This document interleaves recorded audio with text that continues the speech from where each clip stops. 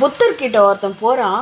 நீங்கள் சொல்கிற எல்லாத்தையும் நான் கேட்குறேன், ஆனால் என் லைஃப்பில் என்னால் வந்து சக்ஸஸ்ஃபுல்லாக இருக்கவே முடியல. இனி நான் என்ன பண்ணால் வெற்றி அடைய முடியும் அப்படின்னு சொல்லி கேட்குறான். புத்தர் சொல்கிறாரு, உப்பு தண்ணியை கரைச்சி குடிச்சிரு, எல்லாம் சரியாக போயிடும் அப்படின்னு சொல்கிறான். இந்த பையன் என்ன பண்ணுறான், ஓடி போய் டம்ளரில் உப்பெல்லாம் போட்டு கரைச்சி குடிச்சிட்றான். ஆனாலும் தன்னுடைய வாழ்க்கையில் அவனுக்கு எதுவும் நடக்க மாட்டேங்குது. மறுபடியும் புத்தர்கிட்ட போகிறான்.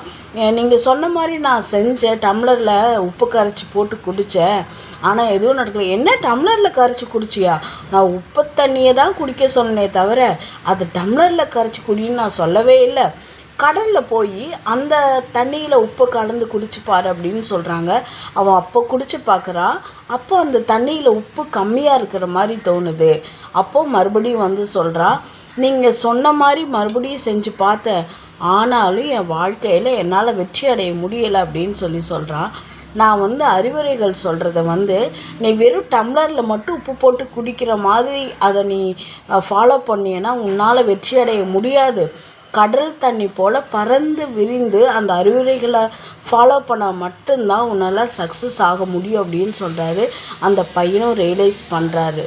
இந்த கதை உங்களுக்கு பிடிச்சிருந்தா லைக் பண்ணுங்கள், ஷேர் பண்ணுங்கள், கமெண்ட் பண்ணுங்கள். தேங்க்யூ.